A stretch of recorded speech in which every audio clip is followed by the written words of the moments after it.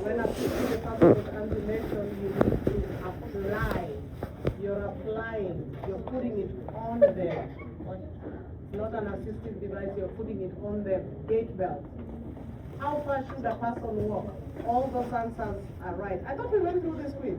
No, we went through one. No, I went through with some people. That's why I'm like, this sounds very familiar. Some people stayed behind. How far should a person walk? All those answers are right. They can walk up, down the street. They can walk up to Timbuktu if they want. They can walk whatever they choose to walk. But your best answer is what they can tolerate. So the care plan might tell them walk from here to here. But if they get halfway and their knee gives in, then what? We are going to change the care plan. We're not going to force them to finish walking. We're going to change the care plan. So as far as they can tolerate.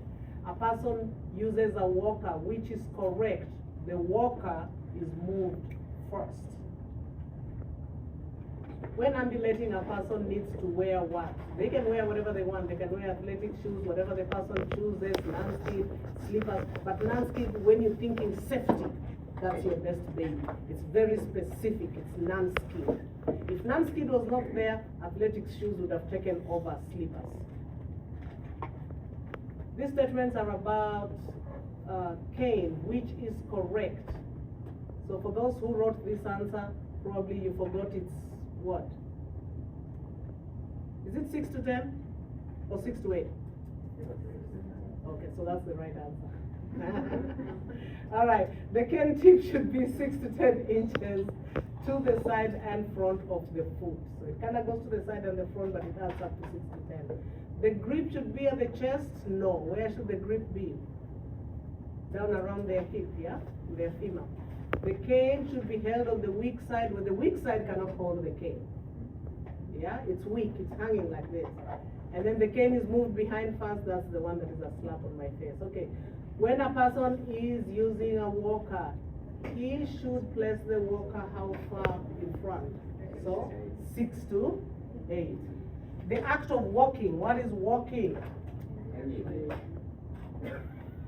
That's how residents move now. I've just become a resident. Now, apart from a mosquito biting one eye and the toe that is still hurting, one side of me is paralyzed. So I don't know what else will happen. Maybe a mosquito will bite my hand. The act of walking, ambulation. I just need to go stop going fishing. When ambulating a person, you stand. So where the person chooses is correct. Back of the person now, in front of the person no, to the side and slightly behind, just to be ready in case you have to break a fall. Now where a person chooses is also right, but when we are talking safety, D takes over right. Doctor orders a trapeze. Do we remember what a trapeze was? The little hanger that is hooked up on the, what is it used for? Prevent contractures of the thumb, the wrist, and the fingers. You can't use it for arm strengthening. It's not for pull-ups. You can't use it for walking because it's stuck on the roof. OBRA requires activity programs for residents, which is correct. Participation in activities of personal choice promotes personal well-being. It helps residents not be depressed. You know, you have one arm that is not working, you go, you see somebody doesn't have a leg, it makes you feel like just a little bit better. You're not the only one going through all this. Okay. Which is an OBRA requirement for residents' room? A clean, comfortable mattress. Now, bed rails on all beds? No. On ordered beds, yes. If it's said on beds that are ordered, yeah, we can have bed rails, but they have to have orders. I don't know about premium carpeting. Access to an exit corridor by way of an elevator. That's in the corridor. It's not inside the resident's room. Lighting in a person's room is adjusted to meet what? The person's need. Part of your job is to maintain patient and resident units. Which of the following means that you are doing your job? Keep the call light, overbed table, bedside stand within each person's reach. These statements are about overbed tables. What did we say overbed tables are for? You are straightening a person's room. What should you do? Empty the wastebasket. Which reduces odors. So how about disposing of incontinence ostomy products every 2 hours? So how about as needed? How about in between there? If they got dirty, are you gonna wait for 2 hours to dispose them off? Yeah? All right. Which statements about bed wheels is correct? Lock bed wheels when transferring a person to and from bed. These statements are about room temperature, which is correct. Older persons and those who are ill may need higher room temperature. Privacy curtain blocks what? Body. A resident has a manual operated bed. Which statement is correct? What did we say about those cranks? They have to be kept down position under the bed. Pressure ulcer prevention. We want to prevent the pressure ulcer. If you want to identify the residents at risk. Who are the residents at risk? Residents who cannot turn themselves. They are relying on us to roll them and change their position every 2 hours. Taking a picture of change noted, it means the pressure ulcer is already there. We are trying to prevent it. We don't want it to be there in the first place. Okay? A recommended position for preventing and treating pressure ulcer? 30-degree lateral. Where is the most common place we get pressure ulcer? If you're in supine position, you're coccyx. If you're in lateral position, your hip. So if you release a little from the hip and a little from the coccyx, you elevate them just a little bit, then you're reducing pressure at the hip and at the coccyx. So 30-degree lateral. Resident has dry skin. What should you do? Apply moisturizer as directed by the nurse. If the nurse tells you to put cornstarch, you can put cornstarch. Many residents use cornstarch. Well, I don't even know what is cornstarch anyway. It's some kind of oil, no? It's a powder, but I think they mix it with water and it becomes like a grease. Yeah, it's pasty. The ones that the residents have in the long-term care, it's pasty, and some of them use it on their buttocks, and it's really nice. If the nurse told you to use it, then you can use it. Common causes of pressure ulcer. Pressure ulcers. Well, common causes of pressure ulcer include which of the following? Is just pressure, no? Okay. Pressure ulcers usually occur where? Over bony prominences. When layers of skin rub against each other. Shearing, friction. Shearing, friction. A person can develop pressure ulcer 2 to 6 hours. Pressure ulcers can occur where skin has contact with skin. What can you use to prevent such contact? As long as it hasn't mentioned an odor, pillows. Pillows is the only thing you can use without an odor. That is under our job description. Persons who are bedfast, so bedfast are bedridden, bedbound, are repositioned at least every what? Early signs of pressure also include which of the following? Or redness. Black scar, stage 4. Open, stage 3. Cracked, stage 3. Peeling, stage 3. If it's open, it's cracked, it's peeling, it's stage 3. To prevent pressure ulcers, you must keep the skin clean and dry. You don't massage pressure points. Resident needs transmission-based precautions, which will meet the person's basic needs. So transmission-based precaution means what?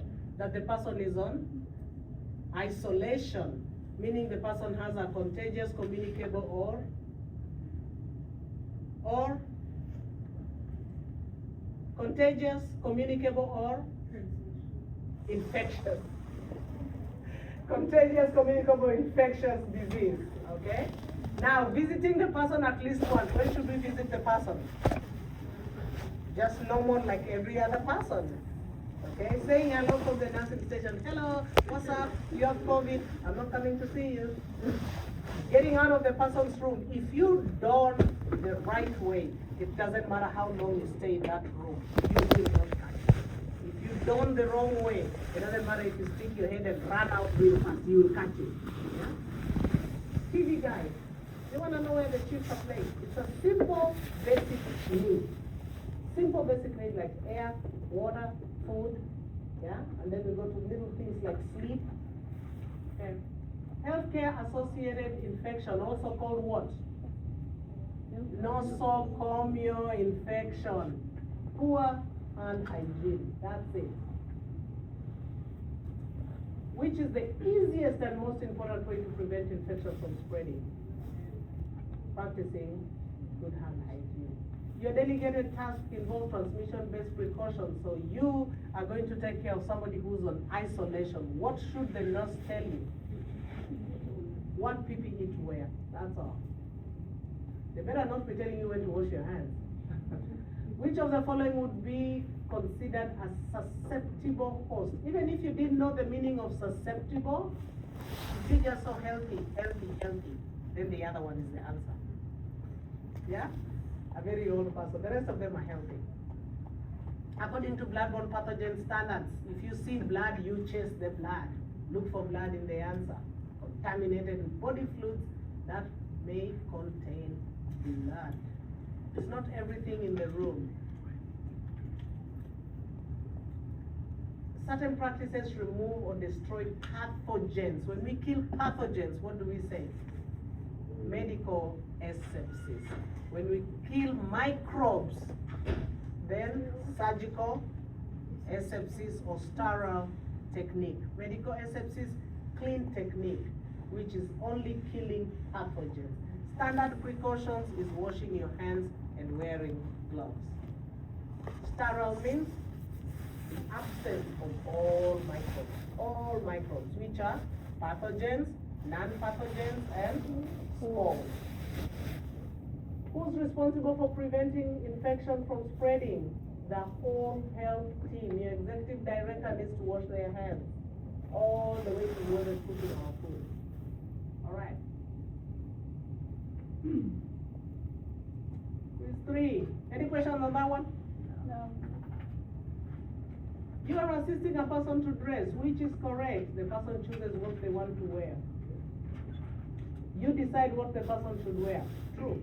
The nurse tells you what the person should wear. True. The family decides what the person should wear. True. In this one, rights cover anything, because there's nothing about safety here. The rest of them is just people deciding to do things for people. So that's the person should do. The patient receives blood thinner. What did you say? Blood thinner, diabetic, electric. If electric was not here, safety razor would be your baby. When shaving a person, you must follow what? Remember, when you're shaving a person, what are the chances you're going to cut them?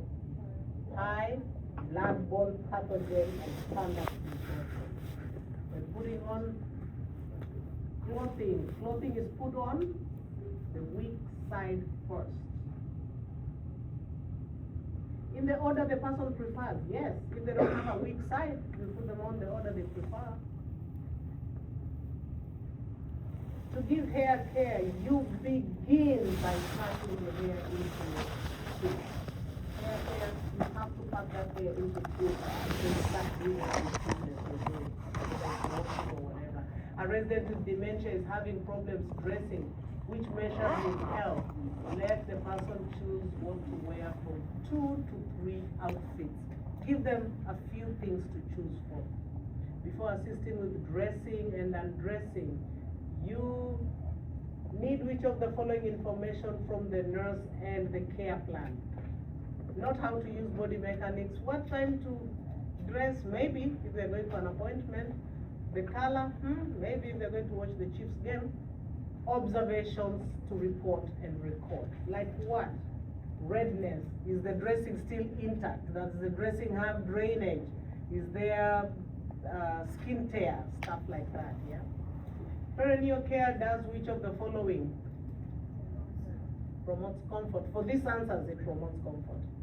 But then After the resident's bath, the nurse wants you to apply lotion to the elbows, knees, and hips. What's common about those places? They are bony prominences. So what do you want to do to bony prominences? You want to keep them soft so that they don't crack open. Yeah? Comfort? Comfort needs the whole body. It just shouldn't be over bony prominences. You should put lotion everywhere if it's for comfort. A patient is unconscious and you are providing bed bath. You need to assume that the person can do what? What did we say is the last sense that you lose? Hearing. That's why we don't talk over the dead. They might wake up. Hearing. Signal lights can help prevent falls, which is correct. The signal light must be within the person's reach. What is the purpose of grab bars? Huh? Provide support when sitting down or, so they are grab bars. The other ones are hand rails. After the person falls, you need to do what? Call your nurse. Falls are likely to occur. For this particular one, shift change. Why are falls not common at mealtime? Because there's multiple. Yeah, there's many people, the servers are there, the residents themselves advocate for each other. If they see you getting up, they're like, you know you're gonna fall. Okay.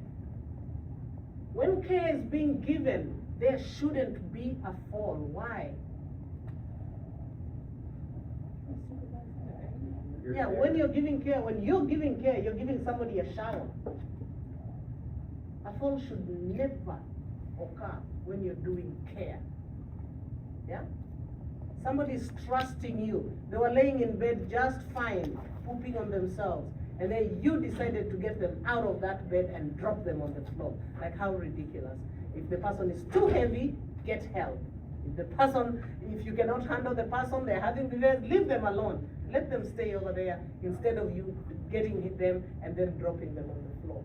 A fall should never occur when you're giving care. But if you're giving care and the resident says, oh, my knee started giving in, then you're breaking the fall. They're not falling, you're sitting them on the floor. That one is nothing to do with you. You didn't know their knee was gonna give in. But if you do wrong transfer and drop them on the floor, the greatest risk from bed rail is what? Entrapment. Which statement about falls is correct?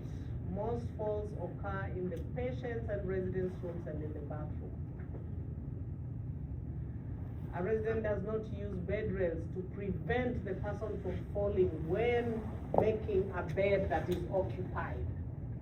What should you do? Ask a co-worker to help you. Well, if you keep the bed in the lower position, they're still gonna fall out of that bed, and your back is gonna hurt anyway.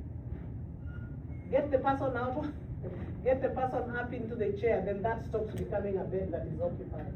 It's not occupied anymore. Tell the person to be careful. I don't know. Which is the purpose of handrails? They provide support while walking. You're assisting a resident to the bathroom, the person starts to fall, what should you do? You ease the person to the floor. And then, after easing the person to the floor, you stay with the person until help comes. Hopefully your nurse. A resident just finished daily exercise program, you need to measure their blood pressure. Okay, 10 to 20. They finish their daily exercise like me, going upstairs, coming downstairs. That's my daily exercise. Yeah. All right.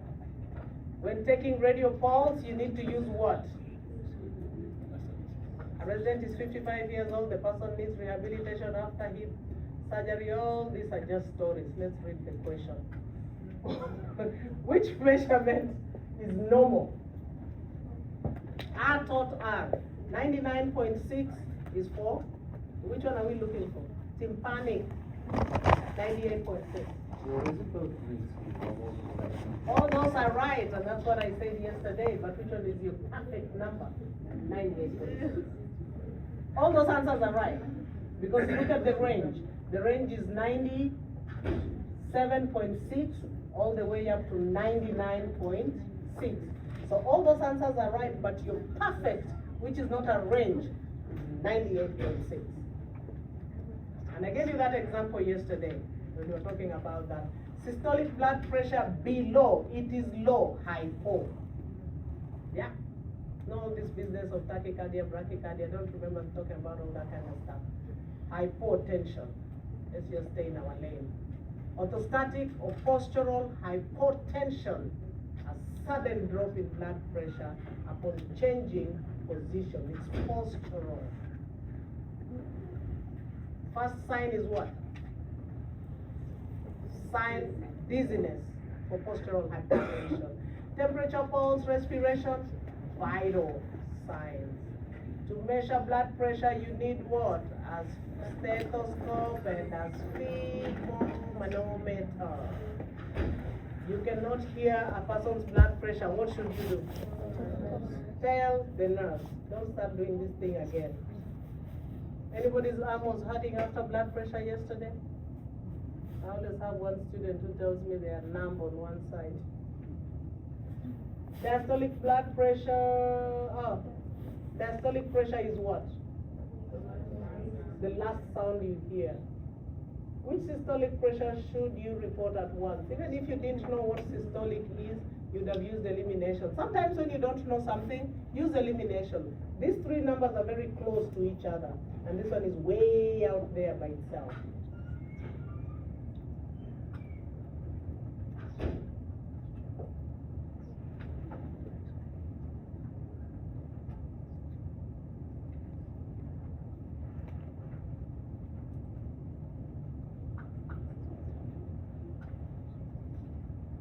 The nurse had asked you to discontinue a peripheral IV.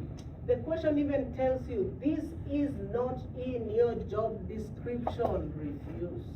You will lose your license or license. Persons with gastronomy. What's a gastronomy? Tube feeding. What do they need? Oral hygiene, not oral fluids. Oral hygiene.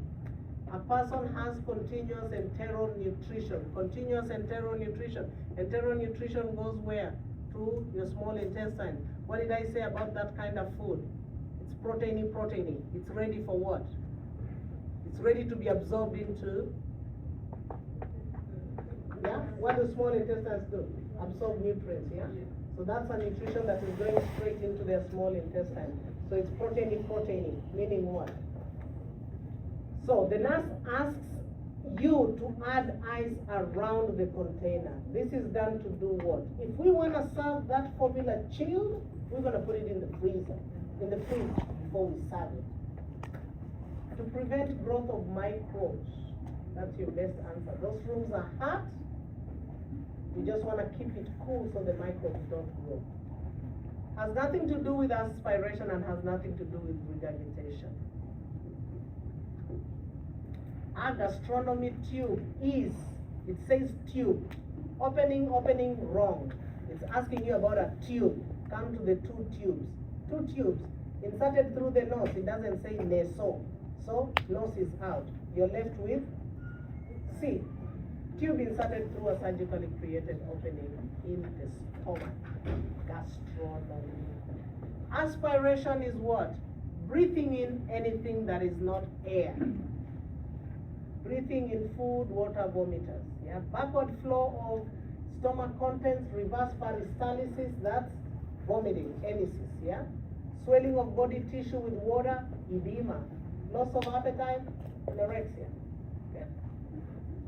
A feeding tube inserted through the nose, small bowel, naso-enteral. Naso, gastric, nose, stomach. Gastric acid, stomach, enteral, small intestine, small bowels.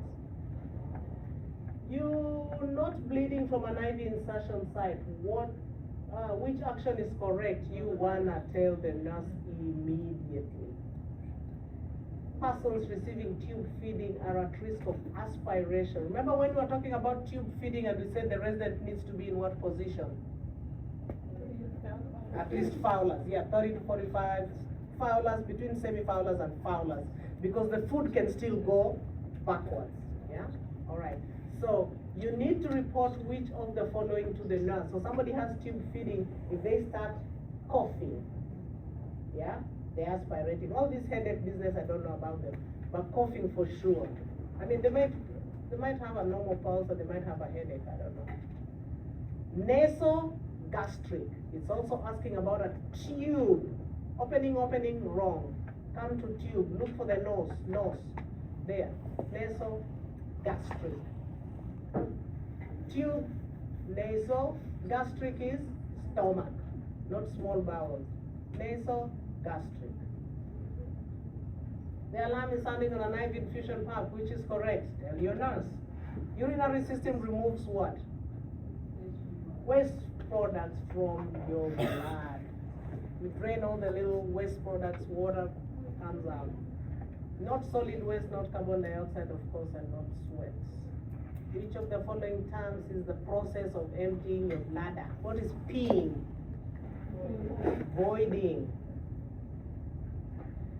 A patient finished urinating, the person cannot clean their genital area. You need to do which of the following? You don't wipe from back to front. You only wipe from front to back using one wipe, one swipe.